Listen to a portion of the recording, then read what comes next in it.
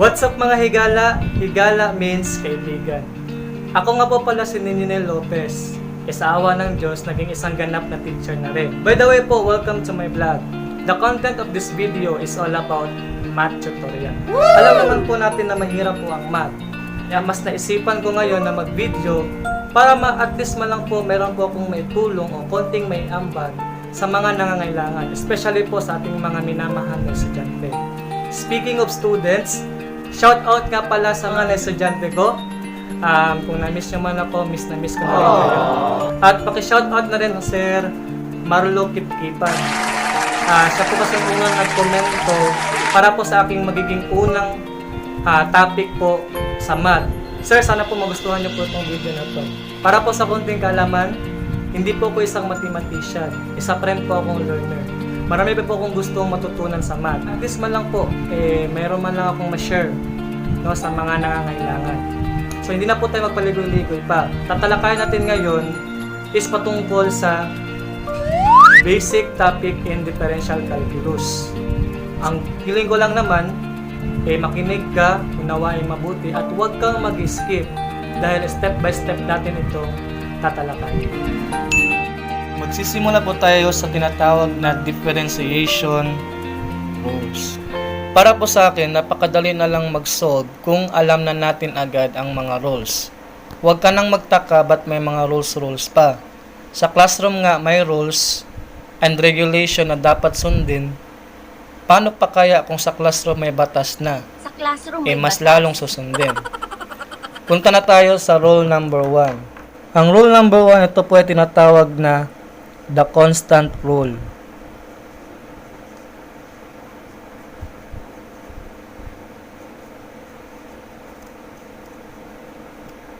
According dito, if f of x equals c, where c is a constant, then the derivative of a constant is equals to 0. So, alam naman po natin na yung constant po is yung mga numbers. So, pag i-derive po yun natin yung mga numbers po, mga constant, it is always equals to 0. Punta tayo sa example. Yan. May tatlong example po tayo. A, B, and C. So, nakikita nyo po ang letter A, if f of x equals 3, then the derivative of 3 is equals to 0. Yan, 0 po yung answer nito. Letter B naman po. Sa letter B, ginagawa mo.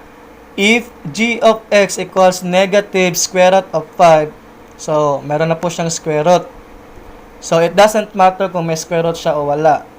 As long as number pa rin siya o constant, then the derivative of negative square root of 5 equals to 0 pa rin. So, sa letter C naman po tayo. Letter C. If h of x equals 7 pi, so may pi na dito. Alam naman po natin ang value ng pi. No? Then, the derivative of 7 pi is equals to 0 pa rin. So, ayan. Sa constant rule, napakadali lang. Lahat po ng numbers na pag i-derive nyo po, 0 pa rin. Proceed na po tayo sa rule number 2. Ang rule number 2 ay tinatawag po na the power rule.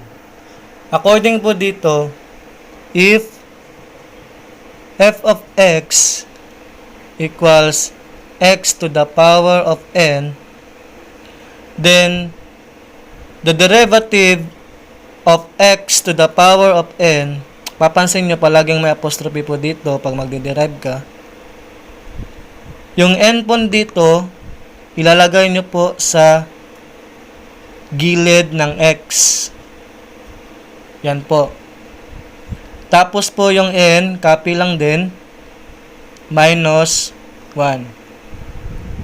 Yan. Example. Find the derivative of the function if f of x equals x squared.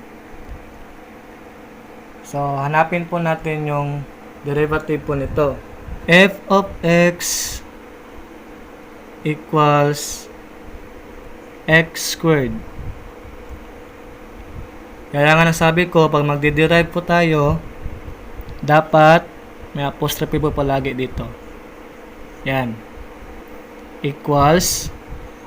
Sabi kanina, yung exponent po dito, magiging katabi na po ni x. So, katabi lang. Ganyan po. Tapos, yung exponent copy, minus 1. So, ayan. Hindi pa po tayo tapos kasi ima-minus pa po muna natin to. So, copy lang din. Equals 2x, 2 minus 1, that is 1. O, pwede na rin wala. So, ito po yung final answer niya. O, di po ba madali lang? Pero may another way po sa pag-solve po nito using the limit definition. Ito po. Prepare ko na po ito.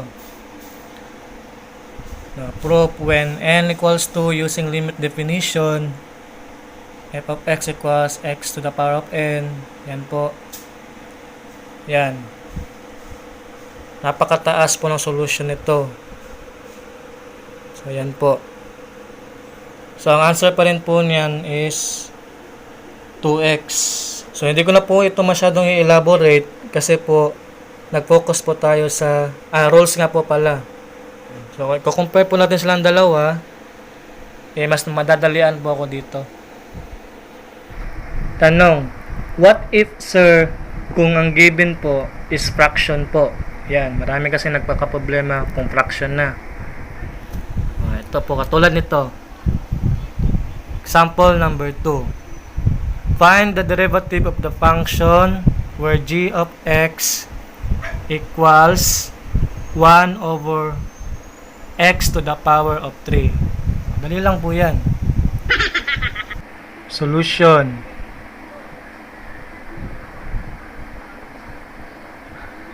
Kung natatandaan nyo po yung law of exponent, pwede po nating i-rewrite ang function na to.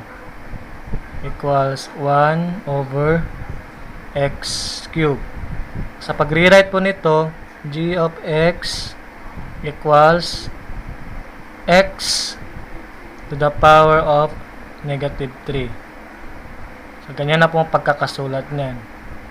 At dahil na-rewrite na po natin ang function na to, madali na naman po natin itong isa-solve.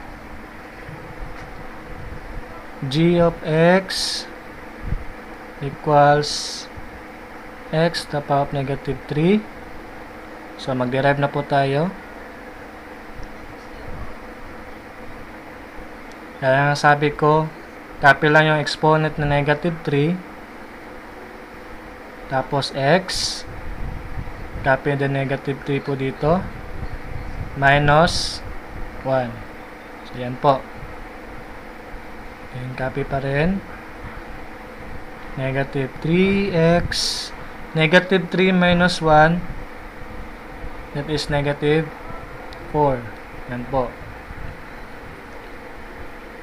So, pwede natin siyang gawin ganito. Negative 3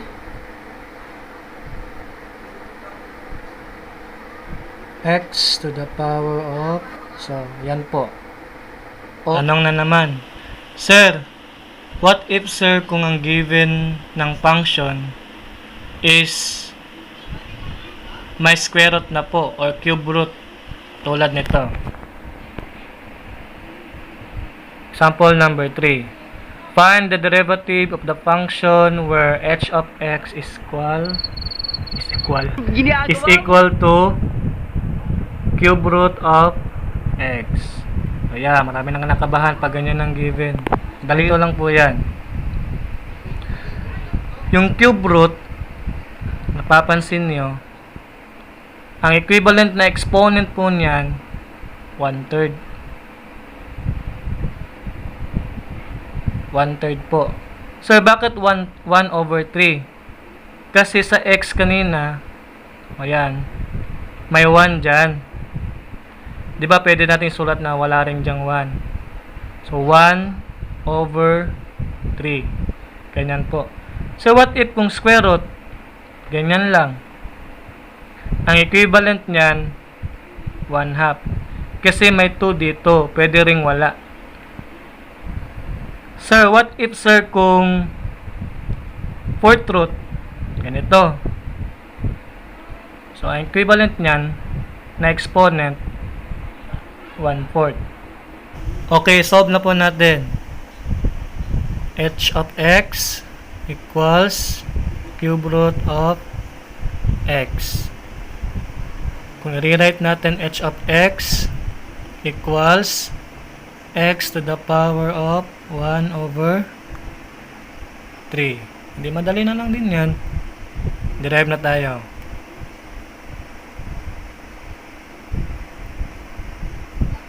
Copy the exponent. X 1/3 minus 1. Tapos, copy pa rin. Equals 1/3 x 1/3 minus 3/3. Kasi kinuha natin yung LCD po nila. Kaya naging 3/3 na tong 1. H of x equals 1/3 x.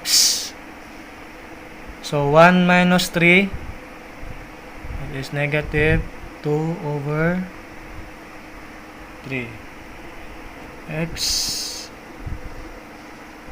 1/3. Pwede natin na kasi negative to, silalagay natin siya sa baba. Yung negative magiging positive na. Tapos, final answer, 1/3 cube root of x squared. Yan. Ito na po yung final answer niya. Bako na po tayo sa rule number 3. Ang rule number 3 po ay tinatawag po na the constant multiple rule. So, according po sa definition, if f of x equals k h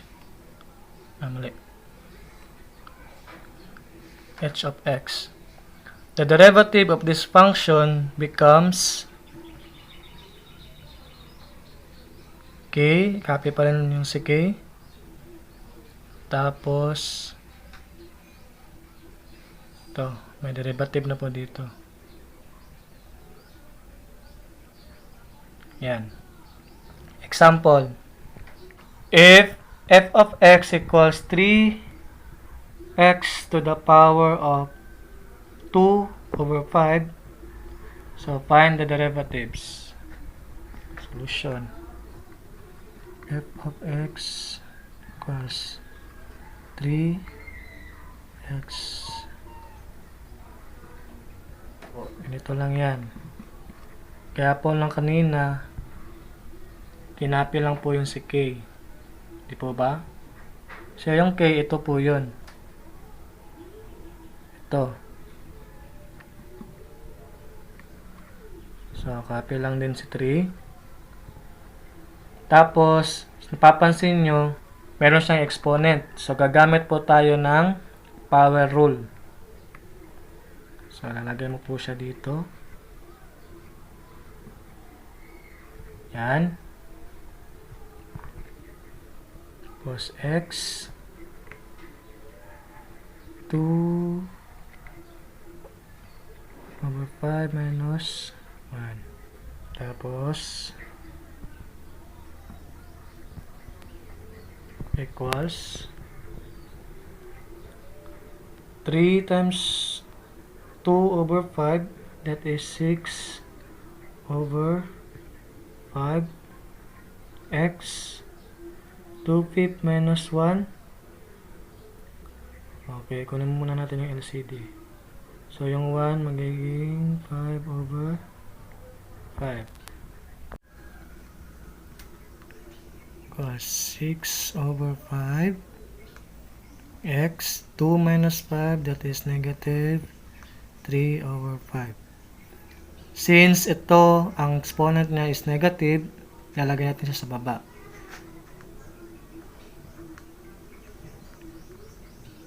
Huwag ka nang magtaka bakit ilalagay sa baba, kasi according yun sa laws of exponent. Batas ng exponent. So, ganito na po yan. Si 6 sa taas pa rin. Over 5 x, tapos yung negative magiging positive na 3 over 5. Yung ganito na yan.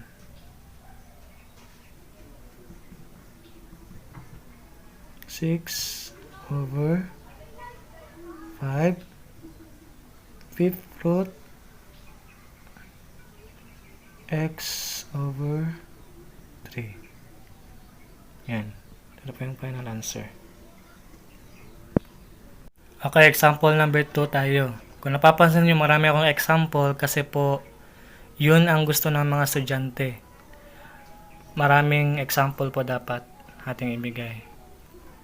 Okay, example number 2. Find the derivative of the function where f of x equals negative square root of 2x. Kung napapansin nyo, yung x hindi ko include sa square root. Kung ganyan po ang given, madali lang po yan. Okay, solution na po tayo. F of x equals negative square root of 2x. Yan. Pag-derive, copy mo lang to. Negative square root of 2 times 1. Bakit may 1, sir? Diba? Dito may exponent na 1. So, 1 minus 1. F square root, negative square root of 2 times 1, that is negative square root of 2. X, 1 minus 1, that is 0.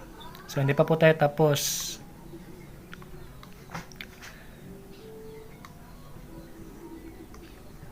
Equals negative square root of 2. X to the power of 0 according sa laws of exponent pa rin, it becomes 1. Yan po. Negative square root of 2 times 1, the answer is negative square root of 2. Yan, madali lang. Parang nawala lang sa x. Diba? Walain mo na yung x mo. Yan, last example na tayo. Example number 3. What if, sir, kung ganito ang given? If g of x equals 2/5 times cube root of x, find the derivatives. Dali lang yan. Ito, solution. Yan. Ang iba talaga pag nahihirapan, give up na agad. Huwag ganun. Say what? Pag may problema, may solusyon. Ito ba? Yan. So, derive na natin. 2 over 5 plus x. Diba 1 dito? 1 over 3. O, yan. Dali lang yan, diba? 2/5. So, yung exponent niya, itatest mo sa 2/5.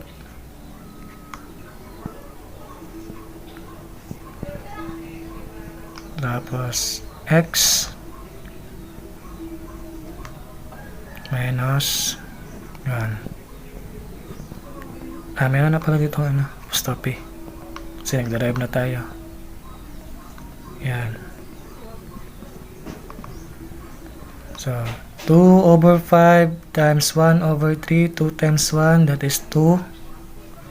5 times 3, that is 15. X, 1/3 minus 1, that is negative 2/3. Yan na po. Ilalagay natin to sa baba. So, magiging katabi na siya ni 15. Yung 2 na sa taas.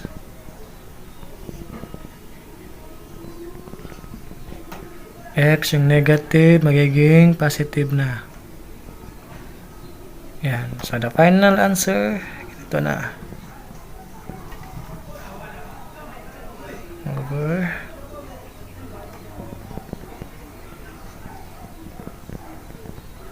cube root of x squared. So, ayan. Ito na po. Ayan, tapos na po ang ating video. Sana po ay naunawaan ninyo. Salamat po sa panonood. Kung nagustuhan niyo man po ang aking pagtuturo, just comment down below para sa topic na gusto mo pang matutunan sa math. At nang sa gayon, magawan ko na po ito agad ng video. For more updates, don't forget to click the subscribe button as well as the notification bell. So, paki-share na rin po ito sa mga classmates mo and friends mo. Once again po, I am Ninyo Lopez. Naniniwala po sa kasabihang huwag mong isipin ang hindi mo kaya, lahat ng bagay pinag-aaralan. Sipag, tiyaga, at tiwala sa sarili ang iyong kailangan. Through you, I can do anything. I can do all things. 'Cause it's you who gives me strength.